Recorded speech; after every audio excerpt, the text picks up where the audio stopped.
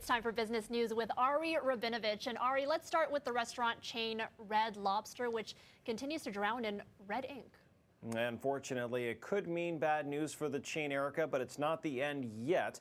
So it looks like it does mean some good news that gives it some breathing room for now. So Red Lobster got approval from an Ontario judge to have the Florida-based company have its U.S. Chapter 11 bankruptcy proceedings recognized in Canada, which essentially means that officially the seafood chain has some breathing room while it contemplates its future. But it's been a rough road to get here. There's been some sacrifices, including Red Lobster closing dozens of locations in the U.S. and here in Canada, as well as laying off hundreds of staff.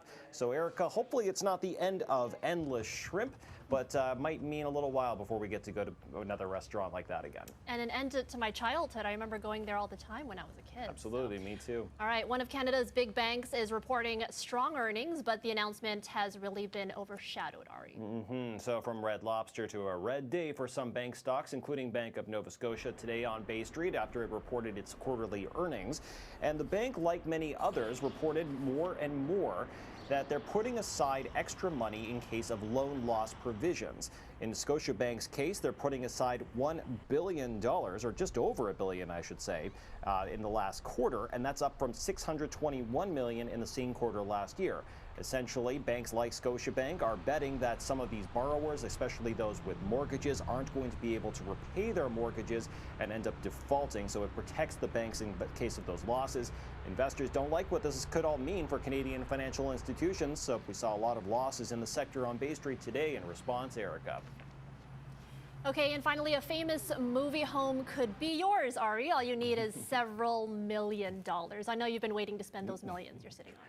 I might have to open a few other piggy banks to make this one happen, Erica, but it would be pretty cool. So yes, an iconic home that no doubt a lot of us have recognized, especially around the holidays. The iconic house seen without the booby traps, hopefully, but definitely with the Christmas lights, is up for sale. The Home Alone house, the one that's located on 671 Lincoln Avenue in Winnetka, Illinois. That's just outside of Chicago. It's up for sale on Zillow for $5.25 million US.